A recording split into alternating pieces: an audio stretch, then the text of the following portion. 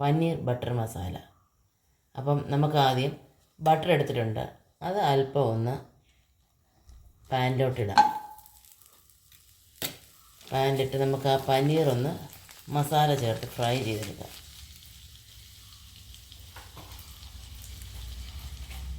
മല്ലിപ്പൊടി,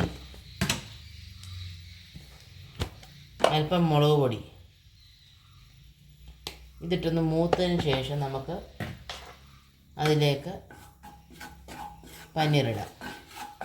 മസാലയുടെ ഒരു പച്ചച്ചവ മാറിയിട്ടുണ്ട്. നമ്മൾ പനീർ വെച്ചിട്ടുണ്ട്, ആ പനീറിടാം. ഇട്ടൊന്ന് ഫ്രൈ ആക്കിയെടുക്കാം മസാലയിട്ട്. ഈ പനീർ ഫ്രൈ ചെയ്യുന്നത് നമ്മൾ ഈ ഡയറക്റ്റ് ഇത് കറിയിലോട്ടിട്ട് നമ്മൾ തിളപ്പിച്ചെടുത്താൽ അതിനൊരു വേറൊരു ടേസ്റ്റാണ്.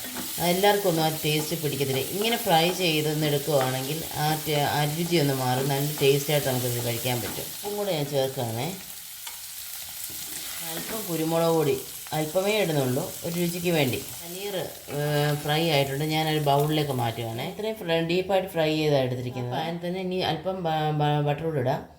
ഇട്ടിട്ട് നമുക്ക് ഇനി അതിനുള്ള മസാല ഉണ്ടാക്കാം.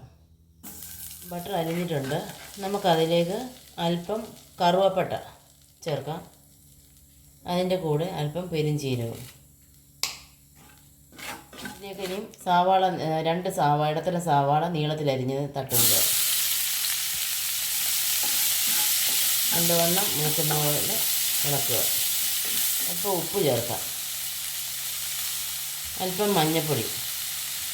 ഉപ്പും മഞ്ഞളും ഇട്ട് നമ്മുടെ ഉള്ളി ഒന്ന് വഴണ്ടിട്ടുണ്ട് സവാള. അതിലേക്ക് അല്പം ഒരു 3 വെളുത്തുള്ളി കഷ്ണമായിട്ട് അരിഞ്ഞത് ഇതിലിട്ടിടാം. അതിനൊപ്പം തന്നെ 2 പച്ചമുളക് ഇതിലേക്കിടാം. ഇട്ട് നല്ലവണ്ണം കൂട്ടി യോജിപ്പിക്കാം. സവാള നല്ലവണ്ണം വഴണ്ടിട്ടുണ്ട്. നമുക്ക് 2 തക്കാളിക്ക് ചെറുത് അരിഞ്ഞത് നമുക്ക് ഇതിലോട്ട് ഇടാം. ഇപ്പം നല്ല രീതിയിൽ വഴറ്റിയെടുക്കാം.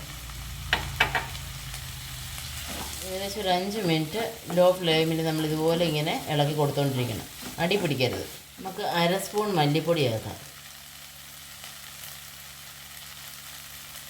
1 സ്പൂൺ മുളക് പൊടി. മസാലയുടെ ആ പച്ച മണം മാറിയിട്ടുണ്ട്. ഇനി ഇതിലേക്ക് ഞാൻ ഫ്രഷായിട്ട് കഴുകി അരിഞ്ഞ് വെച്ചിരുന്ന ഫ്രിഡ്ജ് വെച്ചിരുന്ന ഒരു മല്ലിയിലയുണ്ട്, മല്ലിയില ഞാൻ ഇതിലോട്ടിടാം.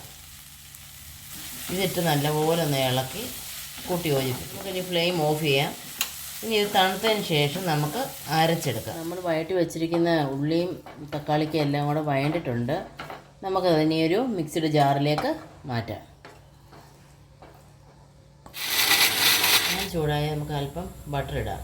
ബട്ടർ ചൂടായിട്ടുണ്ട്. നമുക്കതിലേക്ക് അരച്ച ഗ്രേവി ചേർത്ത് നമുക്ക് മിക്സിഡ് ജാറൊന്ന് കഴുകി ഒഴിക്കാം.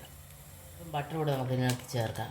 അപ്പോൾ നമ്മുടെ പനീർ ബട്ടർ മസാല തയ്യാറായിട്ടുണ്ട്. ഇതിനി നമുക്ക് ചപ്പാത്തിയുടെ കൂടെ പൂരിയുടെ കൂടെയൊക്കെ കഴിക്കാം. അടിപൊളി കറിയാണ്. നിങ്ങളെല്ലാവരും ട്രൈ ചെയ്ത് നോക്കണം. അപ്പം ട്രൈ ചെയ്ത് ഫീഡ്ബാക്ക് അറിയിക്കുക.